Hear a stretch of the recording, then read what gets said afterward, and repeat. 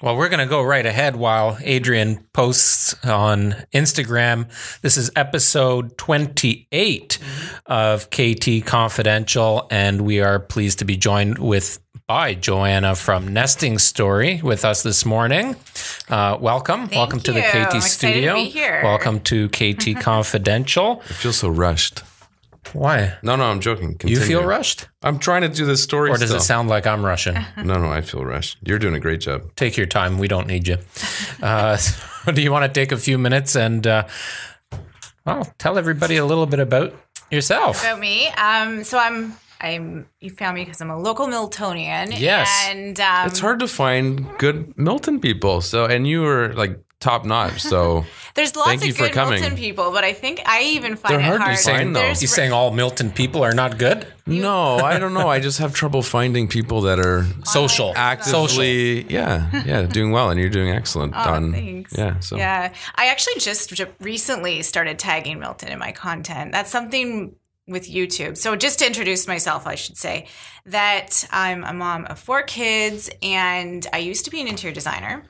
And then as a lot of people do, especially entrepreneurs, I was over the grind and I found it very hard to balance childcare and parenting. This is when I had 2 kids.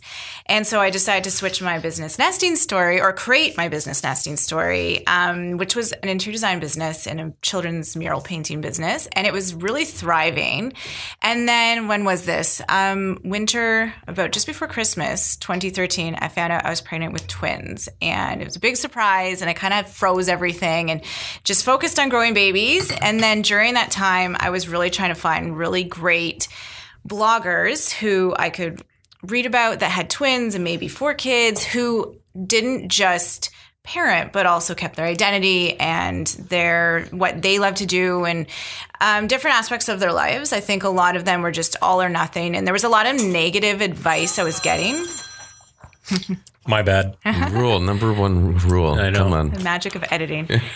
So there's a lot of negative advice I was getting from twin moms saying your life is over, you will not resurface for a couple years. And I think they thought they were being helpful just to kind of give me the real facts, but I was just not going to take that. And I was like, no, it's not over. It's just begun. So I had my babies, and then I switched my company over to a personal blog, Nesting Story. And then in 2015, it really exploded and went very viral. I was just talking about being a twin mom and body image and things like that. And it was in People Magazine, Cosmo, and we had a media storm for about 2 weeks. I was doing 4 interviews a day and news crews in the house and everything. So that was when I was able to start the company and my blog, and then I had to monetize. So I went to a conference and I met Baby Center, which is a really big parenting website, and I started writing for them, and that grew everything. And then I started dabbling in video, and just to help tell my story, do a nursery tour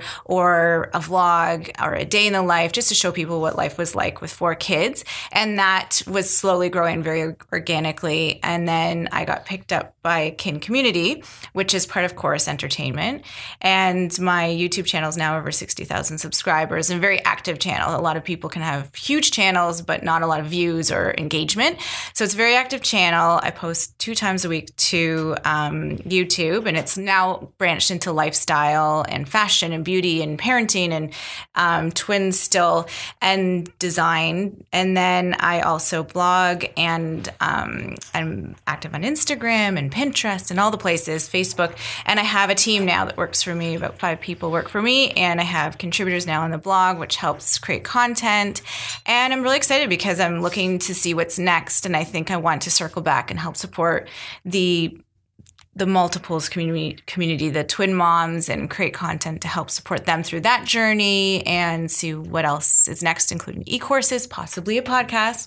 And that's, about me. And so what I was going to say about tagging in Milton is when I switched from blogging to YouTube, this weird thing happens where it switches from this kind of like you're seen as this writer to this weird celebrity. Not that I'm calling myself a celebrity, but people start to feel like they really know you, and then there's just this privacy barrier that you need to create a bit more.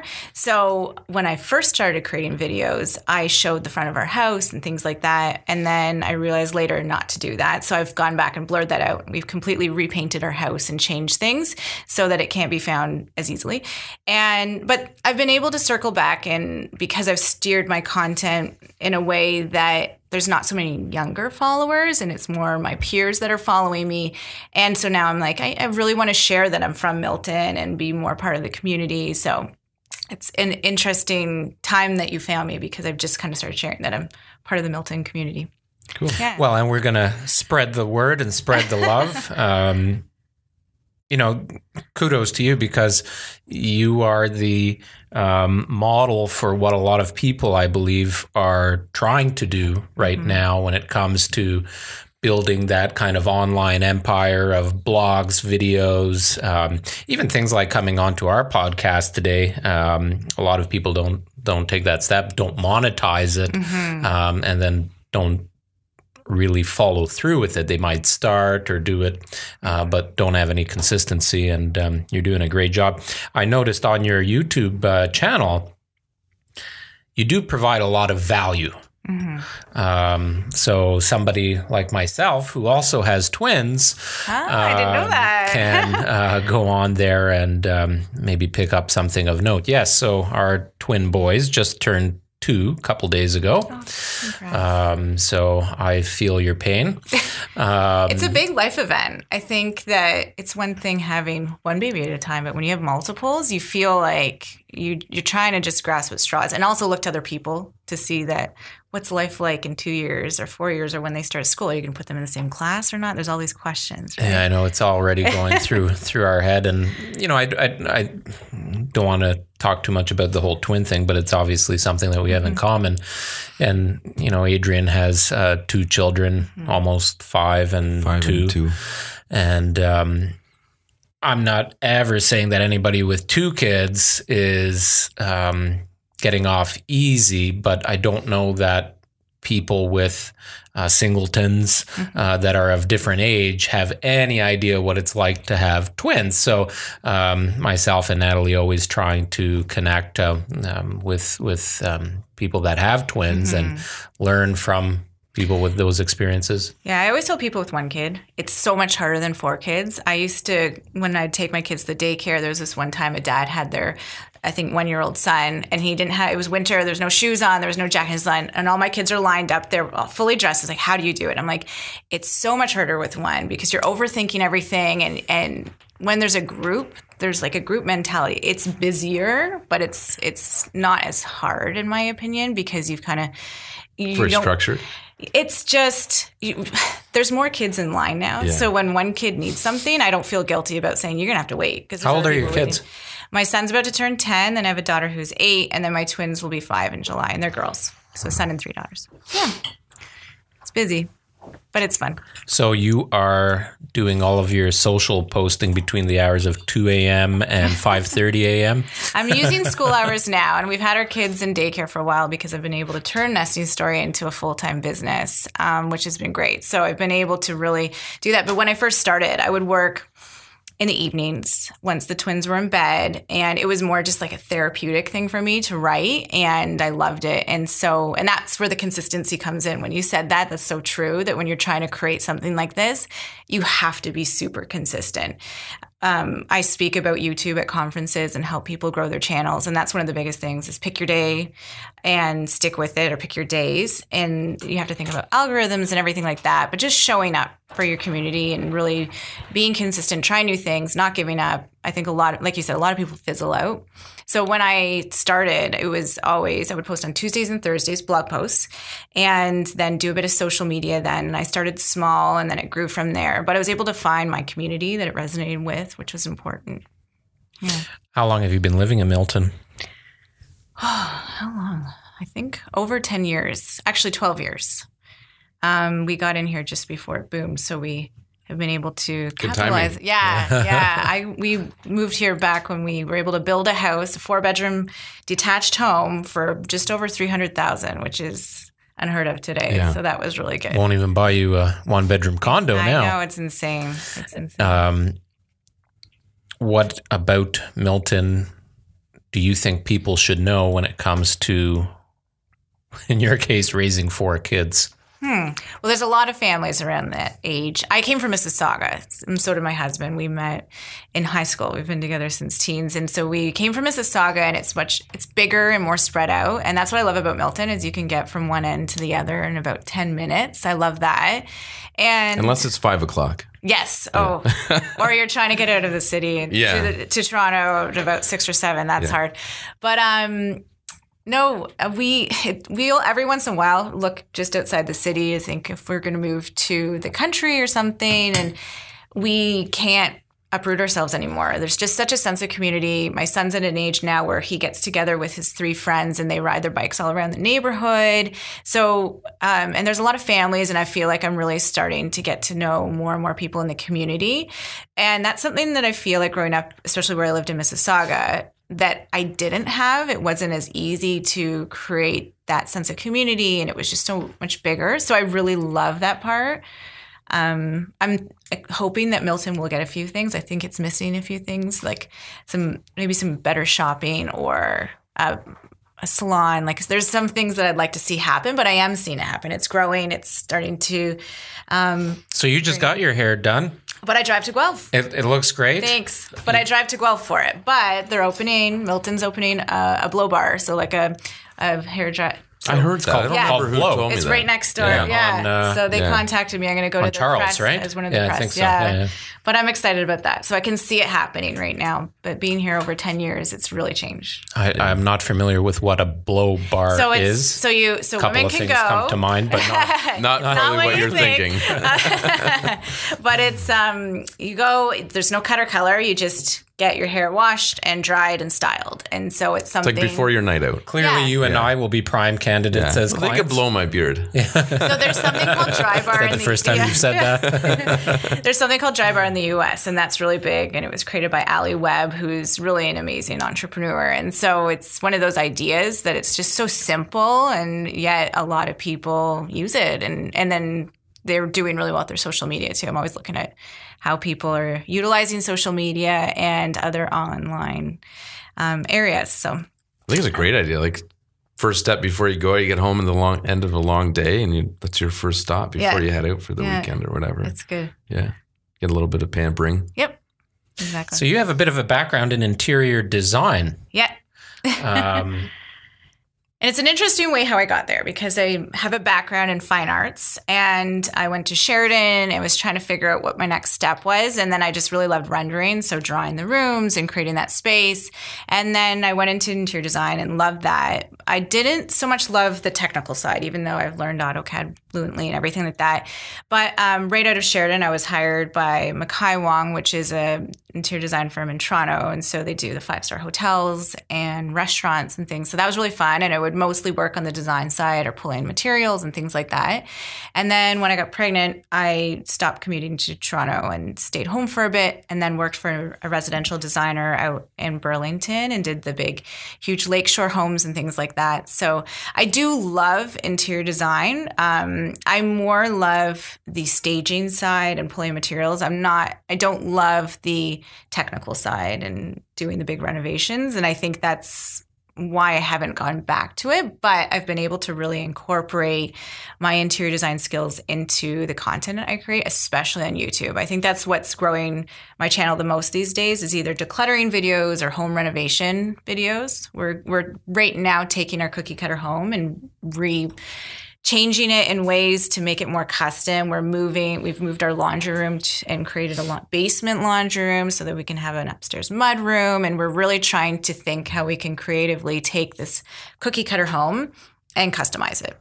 Well, I think after you've been living in a home for so long too, you might get bored of it without having to move. It's a great way of kind of revitalizing the space and making it relevant. Making it work for your family, too. Yeah. We have 4 kids, so we had to change it. We knew we had the space. It's over 3,000 square feet, but it wasn't working the way we needed it to work, so we're starting to change it. Well, and what I'm noticing now with our boys growing up, and I mean, they're only 2, but even at that stage now, we need different things in the home, and I can only see, once they get to 5 years old or 10 years old that you need different things in the house. Like you might not need a mudroom right away, but when the kids are coming home from school and you got the backpacks and the muddy shoes and all that stuff, something like that definitely would come in handy, right? For sure. Yeah. One of the nice things I like about connecting with companies like you are like, it kind of is the whole package. So for us, we're helping people find their dream home.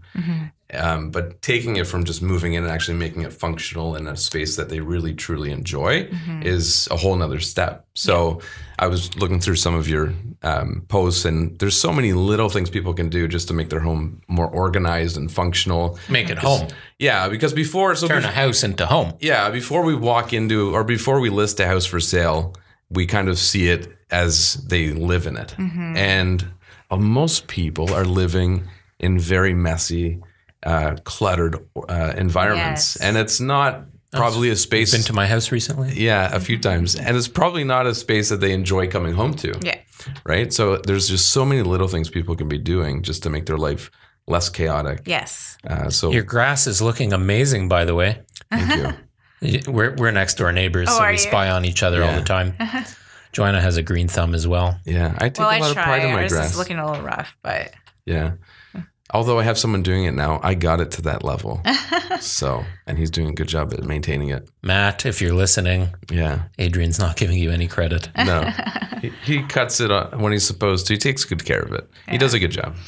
I think for decluttering for people because when you're moving, a lot of people have to face decluttering, which is very overwhelming. Have you heard of Marie Kondo? Oh, Marie Kondo. The magic of tidying up. So my home is in the process of being Marie Kondo'd. Yeah. So I started that journey basically. It's a long fucking process. Yeah, it's a lot. But it kind of works. Like I feel like you have to pull certain things to make it work for you. But after the dust settled with our twins and things took off with my business and we accumulated so much crap and we were just shoving things in cupboards and closets and our whole unfinished basement at the time was just full to the rim and we wanted to finish it. So we had to do something. So we've had times where we've had babysitters come in, look after our kids for a whole weekend, had 1-800-GOT-JUNK and just tried to empty as much as we could. But when you're decluttering, it's really important to take everything out. I do recommend that. And that's from Marie Kondo, is take everything out. And then there's the whole thing about holding it, seeing if it sparks joy. And that is really, it does work. And just to become You got to thank it. Don't forget to thank it. Yeah, you got to thank. Wow, you know your stuff.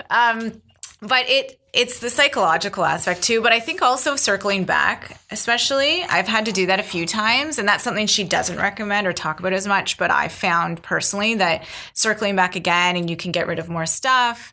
It feels so good to just clear it out. But I think we all have to just relax a bit because there's a lot of pressure. That's kind of where my content I feel like resonates with people that's different from other declutters is you see this perfection and it's so hard to obtain, and that's not, I know I'm never going to get there, and we all have to go in and out of survival mode, especially as parents. Yeah. And you just do your best. And every once in a while, if you can just clear out a cupboard or a closet or something, or just have a decluttering weekend, it does feel really good to clear it out. Yeah. I've never had a problem with decluttering because we generally just don't keep stuff. Like as new toys come in, old toys go out. For you. I live with pack rats. Half of my family's pack I wonder, rats. like there's some people that just aren't capable of it for whatever reason. They become so emotionally attached to things like, I think I should exit the podcast now. Just a little story about my mother-in-law. I love her to death. But one thing that happened not too long ago was kind of funny. My wife, when she was younger, remember light brights? Yes. Yeah. So Alicia had a light bright, and at some point in her life, she threw it in the garbage.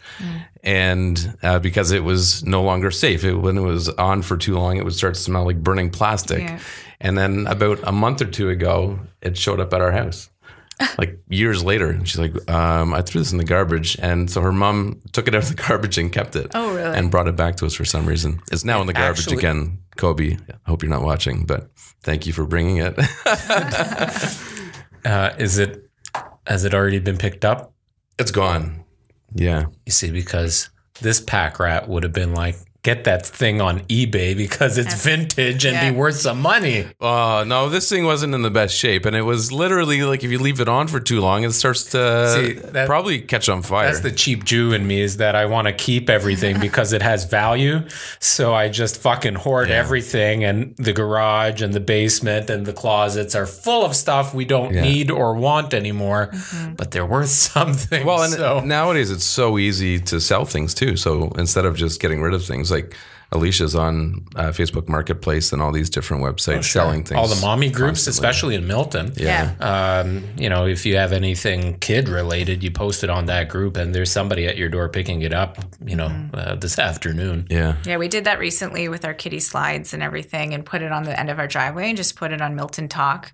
And it was gone within an hour. So our neighbors started adding things because they could see this is the time, get rid of it. But I donate a lot of our stuff. I'm partnered with Mamas for Mamas, which is a nonprofit. And so it's mom groups that just help other moms in need. And there's no exchange of cash. It's just anyone who needs a helping hand. So there's a big chapter. It started in BC. And so now they're growing the Eastern chapters. So I'm trying to help them grow that. But that's been really exciting. And it's a good way to also get rid of some of the stuff, especially because a lot of places where you're donating, they don't take a lot of baby items. So it's a great way to get those out of your house. Yeah. So are they looking for anything specific? I think they're open to anything. Right now, it's more in this area. It's Facebook groups. So you're just sharing. So there's different chapters of the Facebook groups. But they're hopefully opening a brick and mortar soon where you can actually physically bring them and drop them off. Nice. But yeah, they're open to anything. That's a good idea. We probably have some things in our storage locker. Oh, for us, yeah. Sorry, I thought you meant personally. Yeah, personally, yeah, that's a whole other level. Yeah, finding the time to go through it is can be challenging. Yeah, cool. So, I did want you to chime in just quickly, not only for everybody that's listening, for our own benefit as well, because you're doing a damn good job online, on social, on Instagram, Facebook, YouTube. I see your link tree is just full of nice links for people to click on and be engulfed in what you're doing. A lot of people are trying to grow and do what you're doing. Do you have any advice? Oh, I have so many. That's my favorite topic, strategizing. Okay. So if you're creating a business, if you want to support your business that you're running, really think about social media, but and search engines. So everyone tends to group YouTube and Pinterest and Facebook and Instagram as social media, which it's not all social media. Facebook and Instagram are examples of social media, so is Twitter. But Pinterest and YouTube are actually search engines. So you need to think of those differently. And I think it's really smart to choose. It's smart to have a lot of different things on the go, but it's not realistic to really be able to be constantly breathing life into everything. So we were just chatting before we started to how to squeeze all the juice out of the lemon. So decide what you're going to create and then see how you can repurpose that and create evergreen content. So you want to start with your meat and potatoes. So that would be something like a YouTube video or a podcast or a blog post, something where people can get more information and then see how you can double up on that one. So can you take a sound bite from your podcast, or can you transcribe it into a blog post? Can you film, as you do, your podcast and also have it up as a YouTube video? I would always suggest that someone has a website and a blog. Just because I see it as a hub, I know that people are not reading blogs the same way, but it's a great way to have a hub of information for all those places.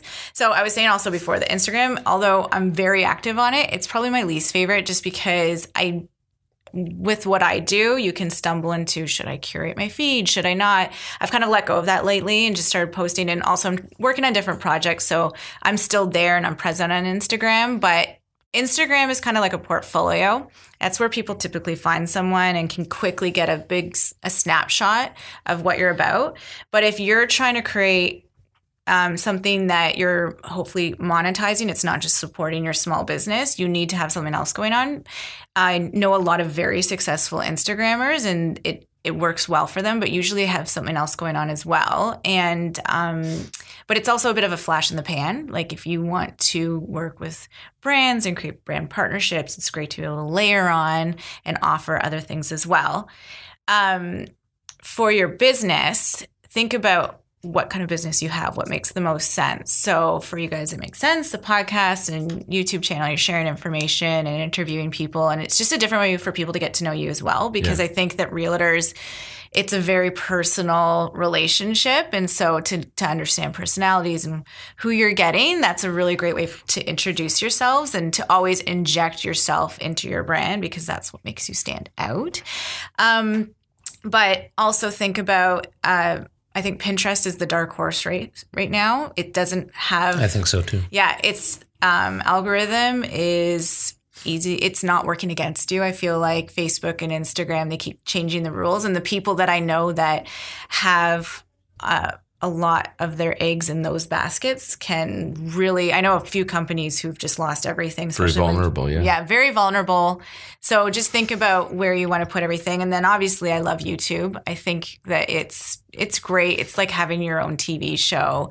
And to just think about how you're naming your videos on YouTube, because it's a search engine. So really think about a practical way to name your videos and research what's a similar type of video that's done well and name it in a very similar way, but then really use your thumbnails to have it stand out in the search. I could go on. And a great way for someone to monetize right off the bat when you don't have brand partnerships, this is something you guys could even do, is have like your own Amazon store or something that you can sell, or have your own e-course or ebook, maybe about how to prep to sell a house. Cam is looking at me nodding. He's like, I told you so. Yeah. And then, so you should always then have a placeholder in your podcast or a YouTube video where you're adding that little ad. Create your own little ad for your own thing you're selling, or drive people to your own Amazon store where maybe there's great tools that have something for moving that you can suggest and drive people to that. And then you never know, maybe one day a brand will actually approach you and it's not weird for your audience to all of a sudden hear some kind of ad. Yeah. And podcasts are so new right now, and they're still writing the rules, but they're so forgiving too with ads. You can have like 5-minute ads in podcasts and people won't bat their eyes. YouTube's a little more picky, so you have to approach that in a different way. Yeah. There's my a lot of good information. There's Did you take notes? All of a sudden once. We recorded it. We went back. Listen again. Do you think there was any one thing that got you to the point where you connected with all those publications and got all that exposure, or was it just the consistency and the hard work and hustle? It's interesting. I have this obsession about watching people go viral, and a lot, like I said, because I'm so in the community, I know a lot of people before they go viral and watch them during it. And it's so different, the different ways you can go viral or kind of get going with the media thing. So it's different things. You look at what's popular right now. Right now, with what I do, body image is really popular. And so I have friends, actually the Bird's Papaya, she lives out in Guelph, so she's not too far. She's huge right now and she's everywhere. And that's really part of that positive body image movement. Mm-hmm. But it's more just, it's hard to crack that nut really. It's more just seeing what people are talking about or being really authentic and honest and not just... Don't sell. Well, I think that's a lot of people's problem. Like there's people out there just having no success. And I think they're doing it with the wrong intentions. Like they're really trying to sell and not be natural and convey or, live their passion. And not being vulnerable. Yeah. Going viral is not like the end all be all. I don't know if I'd ever even want to go. Like, sure, if it came, but I would approach it. It's just, mine was a way that a lot of articles were written about me. So my channels and my platforms didn't grow a ton because it was more about articles being written about me. I know a lot of people who've gone viral and it's more about their platforms have grown a lot, but there wasn't a lot of articles written about them. So that's why I'm verified, because that's the secret a lot of the times to being verified. And it just happens one day. And it's because I have so many articles from really legitimate news places, media outlets. So that's the great thing that came from that. It gives great credibility, but I don't know. It's just, you got to think about why you're creating what you're creating and what makes the most sense for what you hope to sell or how you're going to monetize, and not just don't ever do it for trying to be famous or something. That's just kind of crazy. Yeah. you won't get to the right place that way. No, you won't be happy agree. in the end that way. And providing value. That's the end game, I think, for a lot. What can you teach someone? Yeah. I think that's the biggest thing, too. And that's what I think some people can stumble on, is what can they teach? And I know, and that's what I'm circling back to right now. For a while, it was just my sharing my life, but I want it to be more that I want to circle back and really create support for twin moms and moms of multiples. And I plan to, that will be my next chapter, I think, is to really create some support. The womb nearby, I was there recently, seeing a naturopath, and I asked them what programs they have to support moms of multiples. There was nothing. And I don't think it's on them. It's just because there is nothing. So that got me thinking. So I think there needs to be a bit more out there. Yeah. There is a big, actually, there's a big community of twin parents here in Milton, which I've found pretty interesting. And there isn't a lot of support for that. And I even said to Natalie one day, we should open an online store specifically for stuff that twin parents need, because we even found just for the day-to-day things that we need, it was very hard to source it. Yep. And had to go through so many different avenues and channels to find things, and not getting the advice of, okay, this is good, or, you know, somebody like yourself saying, hey, you got to try this if you have twins. So I think there's definitely a big opportunity there. So I think it's the pregnancy. That's what we're going to start with, is the pregnancy, is just to it's usually where it starts. Yeah. But like, it's beyond the stuff too. It's like the mental journey. Yeah. And I get emails daily about how my content that I've previously created has helped people in that phase. And so Is your husband going to get involved with that? His name's Mike, right? Yeah, he's been involved, and he kind of comes in and out. He loves being on camera, and we filmed I was telling you guys about that. It's a segment where we fold our kids' laundry and just talk about marriage or parenting or anything. That's been a popular video series. Good-looking guy. You're a good-looking couple. Yeah, you should both be on there together. Yeah, we're an odd couple. I'm 5'2", he's 6'8", so that's funny. But he loves the tech stuff and everything. But his job, he's a civil engineer, so his job's getting busier. And I've actually kind of pushed him out of the business a bit more, only because he's busier, and we got to the point where I actually need to hire people. So I've been able to replace the places he was helping me with an actual team, which is nice. I think it's good for us. It's good for everybody. Got to delegate. Yes. It's the only way you grow, right? Yeah. So is there anything else that you want to tell the audience? Anything else you want to chat about? No, I don't know. What do you think, Adrian? I don't know. I'm kind of I guess when you don't have twins, it's like I can't even understand. Well, we haven't been talking about No, I know, but it's a good point though, because when we first Alicia and I wanted to have 2 children, and initially I thought, it would be great to have 2 and get it out of the way. That probably sounds bad, but I always thought that way until you had twins, and I'm like, that's a lot more work than having 1 child at a time. Well, we don't know any difference. Yeah, you don't know any I guess that's our only children. So. Yeah. It's fun, but I think the biggest thing is the pregnancy. There's so many things that need to go right for everything to be healthy, and it's a lot. It's just it's a marathon. It's not a sprint, and Were your twins born premature? No, I've carried them full term, both over 6 pounds, scheduled C-section. Yeah, it was a long haul. They did great, but my body was giving out. I was blacking out. Shutting down. I lost my vision near the end while driving, but I had luckily hired a nanny to help with my older kids. And so I was able to pull over and have her take them. So things got a little scary near the end, but it's just a lot. My hips hurt. I could barely walk. Even though I'd had 2 kids, no problem before that, but. Wow. Very different. And now this is all documented so they can watch it back in 15 years and you can be like, see what I did for you. Exactly. My midwife, our midwife had 2 children of different ages, and then they wanted 1 more and they ended up having triplets. Oh, yeah. Yeah, I can't imagine that. Yeah.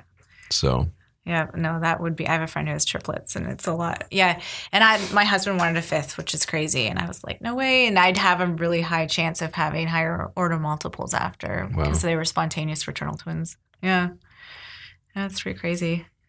But no, this is cool what you guys are doing. I think it's really great that I was saying before we started too that it's unique that realtors are having a podcast and a YouTube channel, and it's very smart. Thanks. Yeah. Well, for us, it was we've never gone with conventional marketing, and never see our face on a bus and stuff like that. And we talk about that occasionally. I think the nice thing with the podcast and what originally started just as video, we were doing quick tips and stuff like that. Is we'll meet people and go in for our listing appointments to talk to people about selling their house. And it breaks down barriers before you even get in. People will tell us, I've been following you for 3 years and I feel like I already know you. Yeah. So it makes that process a lot easier, opposed to, if you just see a picture of somebody in the newspaper, you have no idea anything about them. Well, it's amazing. Like we were talking about how you painted the house and maybe wanted a little more discreetness, but so both of our license plates are our last names, and because we're neighbors, so my vehicle's on the driveway, his vehicle's on the driveway, so you clearly see Cormendi and Trot. And I can't remember who I was messaging on Instagram a couple of weeks ago, and she was like, "Oh yeah, I know where you live. I walk by your houses every day," right? But no, what I like about this, and not selfish in a selfish way at all.